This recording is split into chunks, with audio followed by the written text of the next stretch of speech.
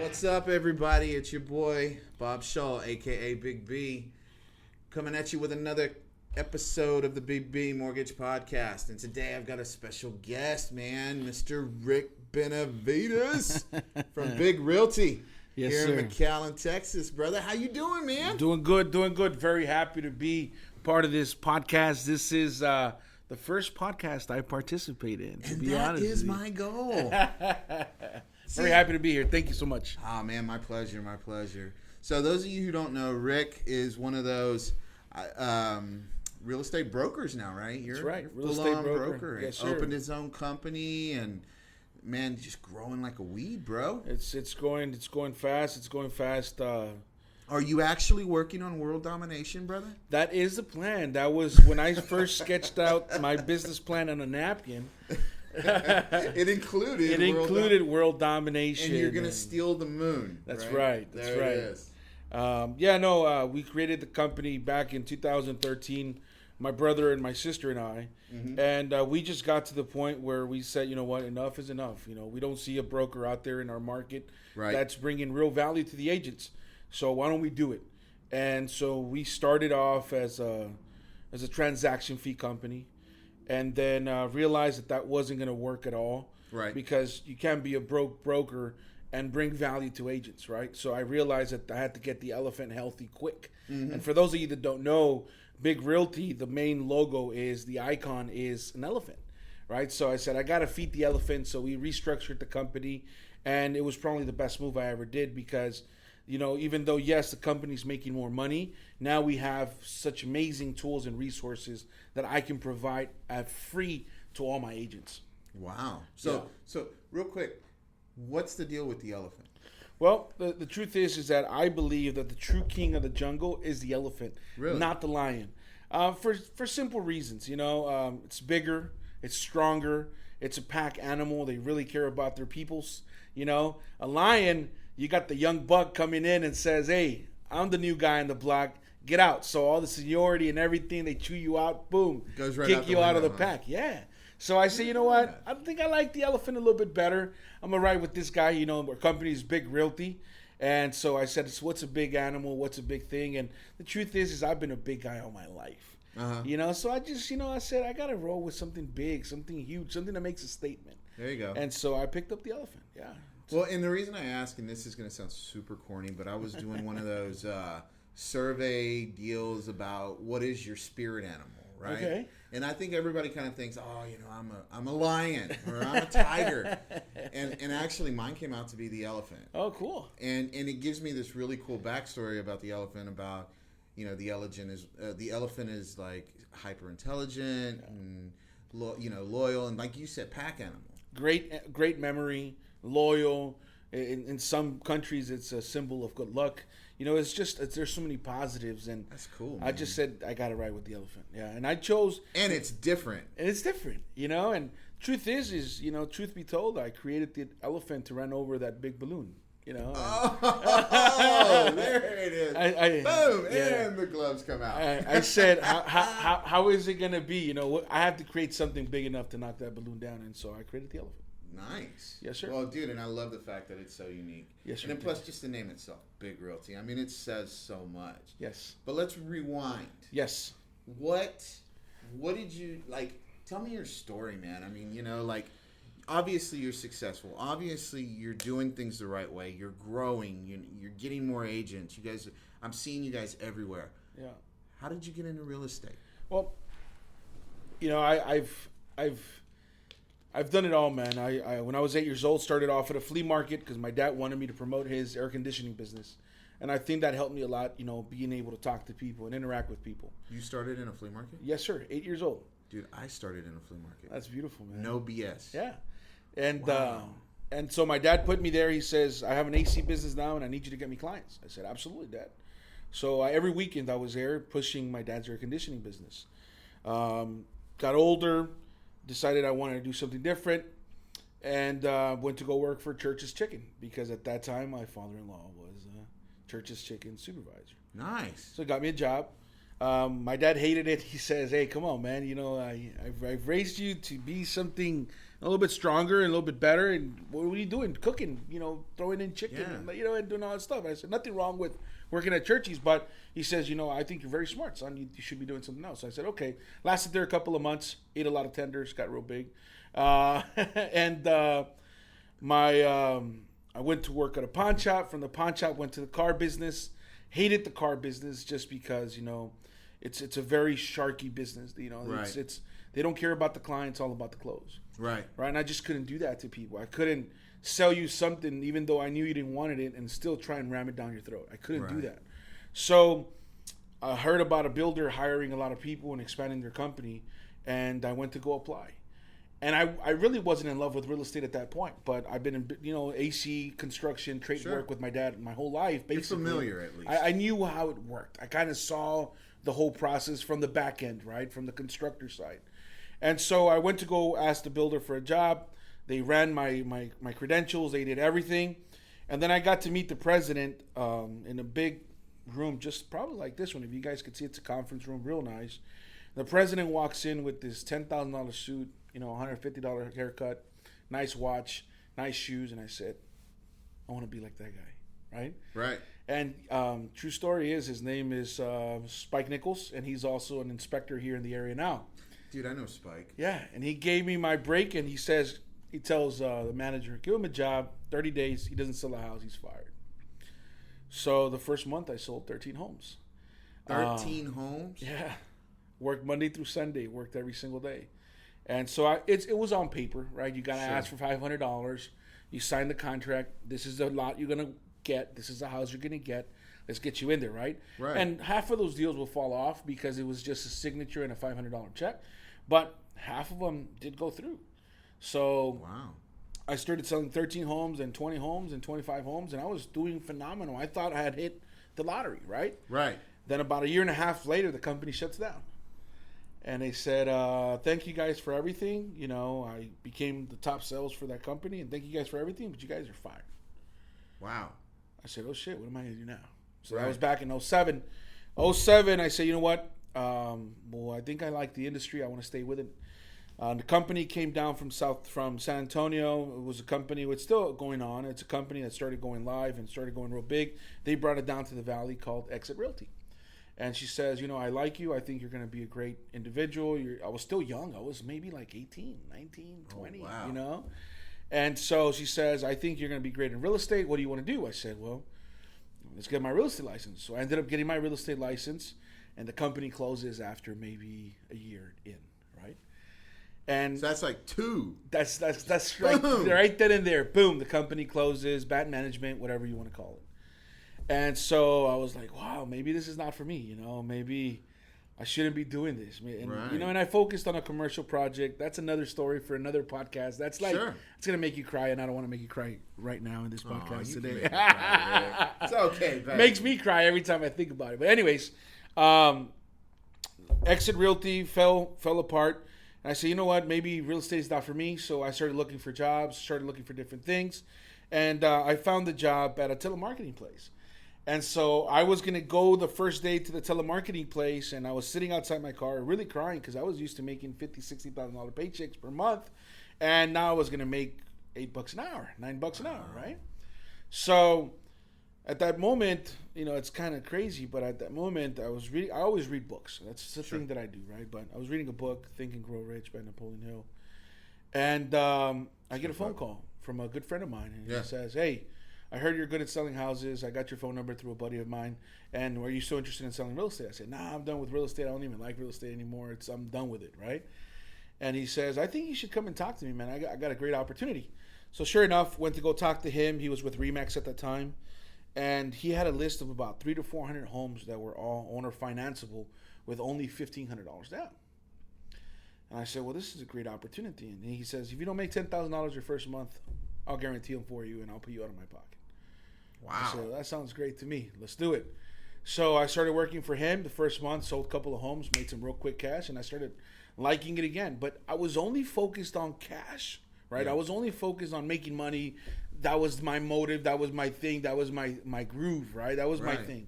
Young, stupid, made a lot of money, wasted every single penny, and then wasted then some, and didn't really care about anything other than making that big paycheck and going to Dallas or go see a Cowboys game or get a private jet, whatever it was. Just do something crazy, right? Right. So Vegas, baby. Yeah, just I want to be that guy, with the nice shoes and the nice clothes. So after a while, he says, "Hey, I'm gonna open up my company." I said, "Well, being a loyal cat, I said, I'll follow you, man. You're gonna open up your company, I'll go with your company." He took a big agency. He left Remax, broke records at Remax. He came over here and opened up his company, which was Nima. Great man. I still look up to him to this day. But the company failed for many reasons, and I would just say mismanagement was one of them, right? Sure. But I saw another real estate company fail, and I said, something's wrong here. Either they're doing something wrong, or maybe I'm making bad decisions on who to follow. So I decided to interview a lot of the brokers here in the area. I said, I'm going to move to another company. I want to interview every single broker. And I asked 3 questions. What are your systems? How do you see the future? And most importantly, what can you offer me as an agent, right? Right. And I just didn't like the responses. And I saw a big void in the market. I saw that there was an opportunity for top producers or somebody who wants to be a top producer to be able to sit at a different table with different tools and different resources and just real value. Right. And I said, you know what? Now I have to become a leader. And so I told my brother and I told my sister, I said, I'm going to open up a real estate company. Are you guys in or not? And they said, yeah, we're in. So we went with the rent-a-broker for the meantime while I was getting my broker's license. Right. Finished my broker's license real quick, I would say within a couple of months, and got my broker's license. And I went to the courthouse, $14, registered my company, which was Benavides International Group. And I DBA'd Big Realty because Benavides International Group is BIG. Oh my gosh. Yeah. And so dude, that is cool. Yeah. I just gotta say. Yeah. And so, there's a story behind Big. And so, that was that. And so I registered the company and I said, this is the route that I was going to take. Right. And the reason Big fell into my lap is, my mother, since I was a little kid, she would always tell me, whatever you're going to do big. We lived in Mexico, and, the guy selling elotes would pass in front of my house, and I would go to my mom, Mom, I want to sell elotes. She says, okay, no problem, but you have to have the biggest stores of elotes all over the world. Okay, great. The guy selling lollipops would pass by the front of the house, and I would say, Mom, I want to sell lollipops. Okay, great, but you have to have the best lollipops in the world, and you got to sell them all over the world. So she would always help me dream big, think big. So I held on to the Benavides International Group name, and one day I was sitting there in my office, and I saw the 3 initials, and I said, oh, shit. I'm sorry, I'm not supposed to. I said, it's all right, it's all right. Big, and I said, Big Realty. That's it. And so I just went home, and I told my wife, I found the name. She says, what is it? Big Realty. She says, I love it. I said, I love it too. I'm a big guy, Right. Big dreams, big attitude, big energy, Just big go everything. big. I said, go big, baby. Let's go. So I decided to start doing everything Big Realty, and we're here now. 4 years later, very happy. We have 27 agents right now. Mm-hmm. This year we broke records that we never thought we were going to break. As far as commissions, gross commissions earned for the Valley, for us, that's huge. We're probably in the top 5 companies locally right now with, and we're beating companies that have been in existence for years and years and years and have double or triple the agents we have. Wow. And the reason is we're focusing on 3 simple things. Making sure that we take care of our clients 100%. Yeah. Making sure that when we say something, we do it. Mm-hmm. And the third most important thing, we answer a phone. And so those are the things that I'm instilling into my agents, and work hard every single day. Don't make excuses. Stop talking smack and just get it done. And of course, we focus a lot on listings. That's something that's very big for us. Sure. And so our listing market share has been expanding month after month. Really? Because that's all we. Because that's like something. What was it I heard one time? If you want to make money in real estate, sell homes, be a selling agent. If you want to have a career in real estate, be a listing agent. Be a listing agent. Is that right? Absolutely. Something along those lines. I'm sure I'm butchering the hell out of it.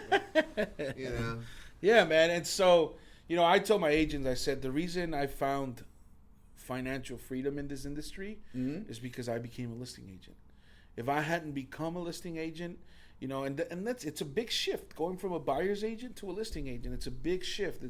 It's a different train of thought. It's a different process. It's a different belief system. It's a different structure. The way people think as a buyer versus the way people think as a listing, as a seller, are very different. So you have to adjust yourself, train yourself completely different to become a listing agent. And once you understand how it works, it's just putting the pieces of the puzzle together to have an effective system and working. Wow. Yeah. So what I do now is I just hand over my system to my agents and say, look, this is how you become a great listing agent. And I teach them and I coach them everything about how to become great listing agents. And so it's hard for some people to adapt to that, but once they do, they start seeing the freedom immediately. You know, because they don't have to work on the weekends. They don't have to do a lot of things that buyers agents have to do. Right? So would you say your model is set up for someone who's looking to break into real estate? Yes, it is, because in the beginning it wasn't, and that was one of my big mistakes, right? A lot of my new agents were failing, and the reason was because we weren't set up to take in somebody who was just fresh off the street and make them to an agent, because it was designed more to make them specifically listing agents. But if you don't know how to list or how to buy, then it becomes a big problem. So what we did is we changed it up a little bit now, and we opened up a whole buyer side just for real estate within our company, taking leads from, you know, online systems, the phone calls, the signage. For us, it's still huge. You know, so now we have phone duties and we have different things that allows for our agents to be able to capitalize on the buyer side as a company, because the business is just coming in like crazy, man. It's really, it's amazing how fast we're growing and how much business is coming in that we're having to adapt as we're going along with it, you know. And, you know, I just wanted the phones to ring at one point. I was so concerned that they weren't ringing as much as I wanted them to ring. But now it's kind of like, oh, they're ringing too much. What do we do? How do we structure it? How do we become more efficient? Yeah, absolutely. Right? Because that's you know, I know, like, especially speaking from our end of it, from the lender end of it, it's you go into a market. In our case, our going into a new market is just like you opening your business, right? It's like we may have all these systems and stuff in other parts, but until I find people at the local level that are willing to, one, take the chance, right? Yep. Believe the hype. Because, I mean, dude, when people tell you, hey, I'm going to underwrite the file in 6 hours and I'm going to process it in 7 days, it kind of sounds like a fairy tale. Yeah. You know what I mean? Not kind of. It totally sounds like a fairy tale. Yeah. Until they actually get to experience it. So I know, like, for us, same concept. It's like, first you got to get the people, right? Or get the customer. And then as your customer base grows, then it's how do you become more efficient. Absolutely. So let me ask you this. Somebody out there right now looking to break into real estate, what would your advice be?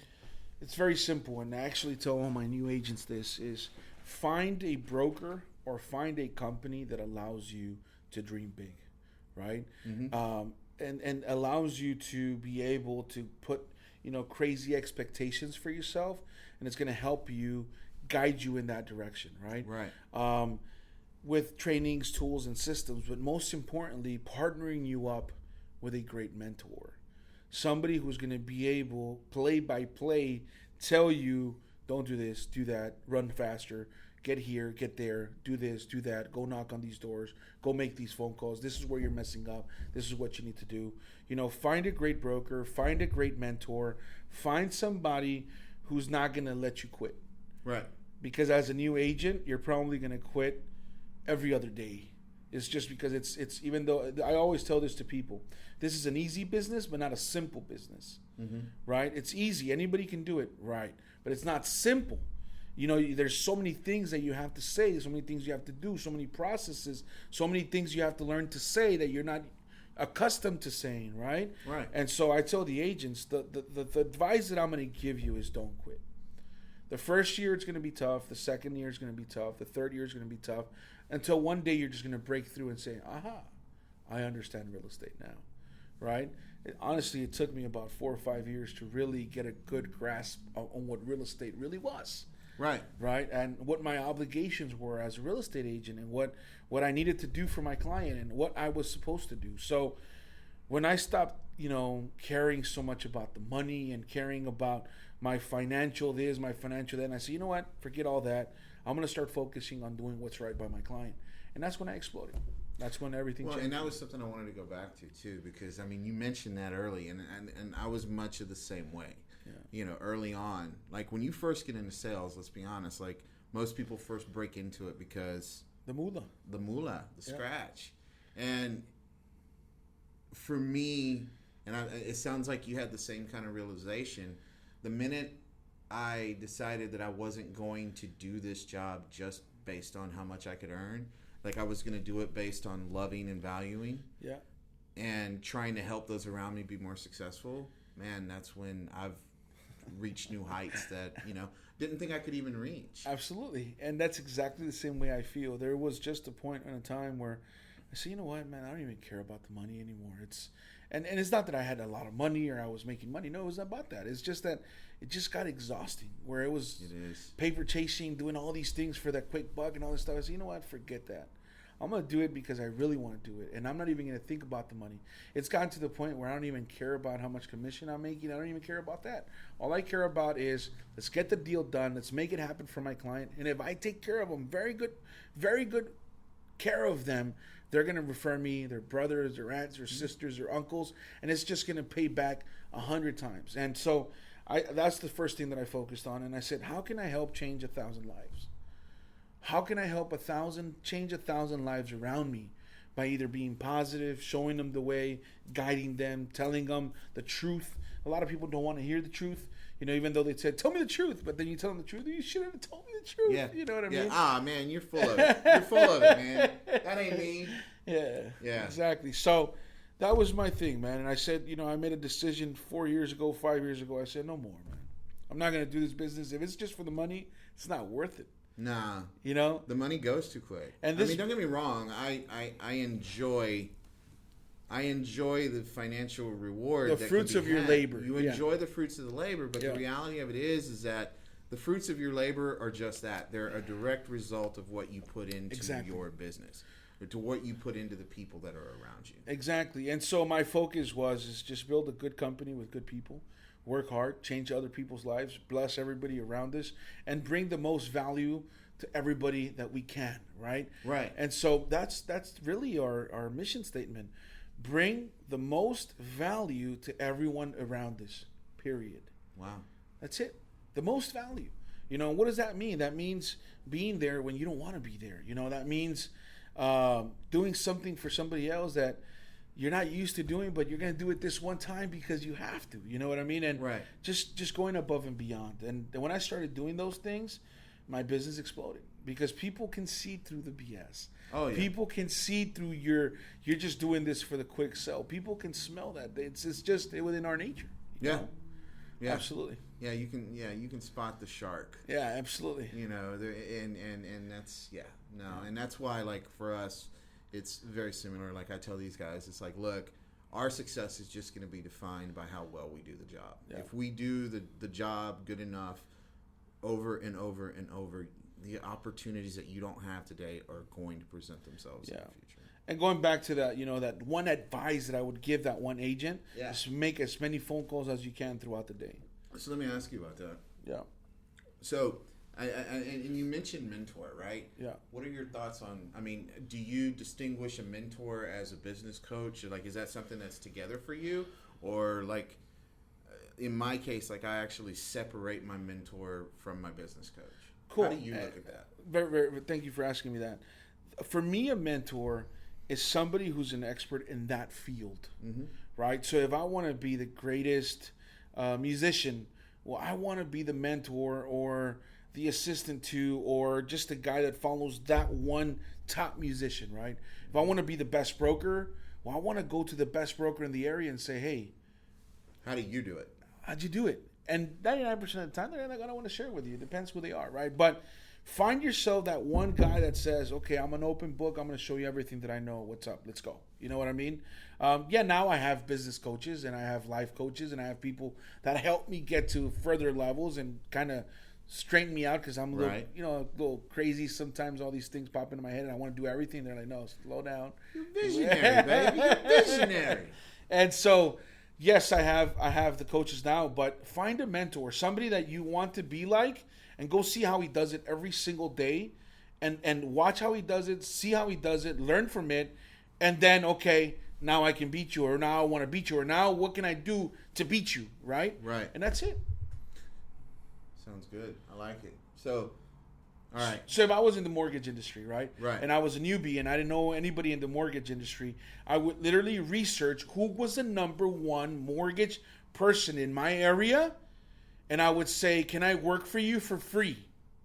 Right? Mm-hmm. Mm-hmm. Can I work for you for free? Can I get you coffee? Can I go get you your snacks? Can I basically do everything Can I shadow you? Exactly. And I'll do it for free. I don't care. Right. I'll sacrifice 6 months, a year out of my life. It really doesn't matter. But if I can learn all the most little things that make a big difference at the end within that 1 year, imagine how of a beast or a monster I'm going to become. Yeah, that's true. All right. So, Rick, tell me, what's on the horizon for 2018, man? Great, what are you man. looking to do? I know before the show you said to keep it beachy, but, 2018, I just decided to make it mine.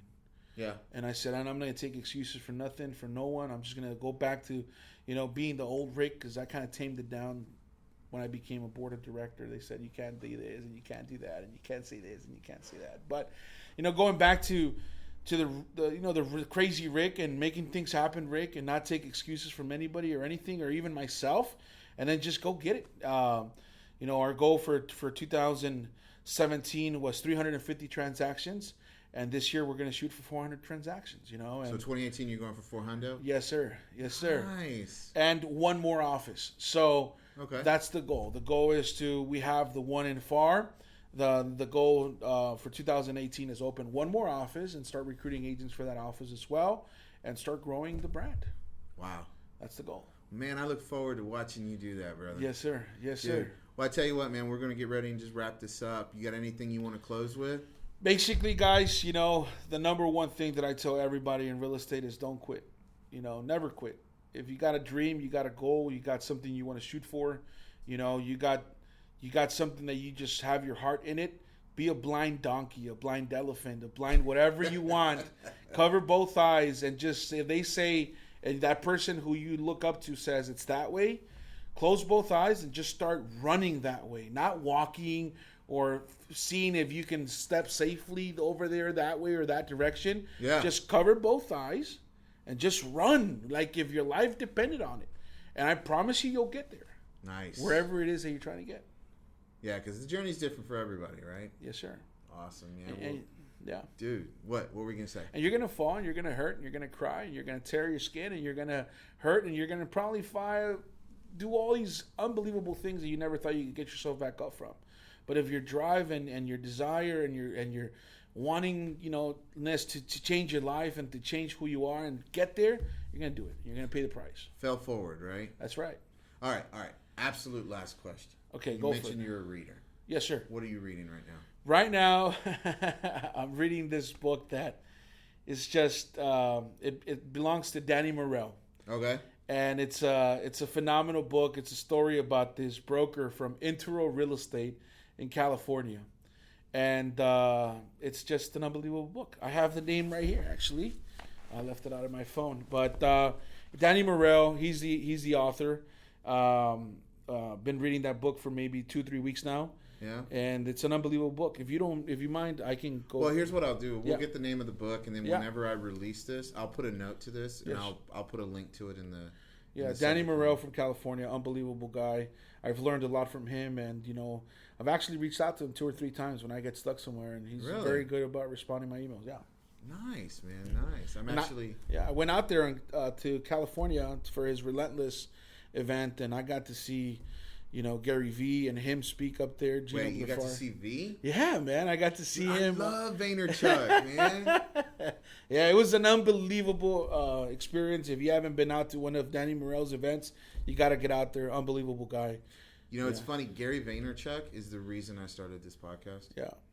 Like, I was listening to one of his podcasts, and he was doing a speech for, like, a group of interns or something like that. And somebody asked, like, hey, how can I further build myself out in my marketplace? How can I make the connections that I don't have? Yeah. How can I get the connections tomorrow I don't have today or something like that? Yeah. And Gary's like, start a podcast. He goes, dude, even if only like 20 people listen to it, who cares? You're getting to interview, you're getting to talk, you're getting to meet with people that are like-minded like yourself and are traveling in the circles you want to go to. Yeah. Hence, that's what ended up leading to the Big B. Yeah. So, but dude, man, thank you Yes, so sir. much for taking time out of your crazy, hectic day to do this. No, brother. thank you, Bobby. Thank you so much for this opportunity, this experience. It's the first, and many more to come. Oh, brother, I will be interviewing you next year. I promise that. I will be bugging you, dude. Sounds good, man. Sounds good. Thank you for the opportunity. All right, guys. Hey, so that's it, man. That's going to conclude this episode. Thank you for taking your time to listen. Hopefully you found some value in it. And until next time, stay social, everybody.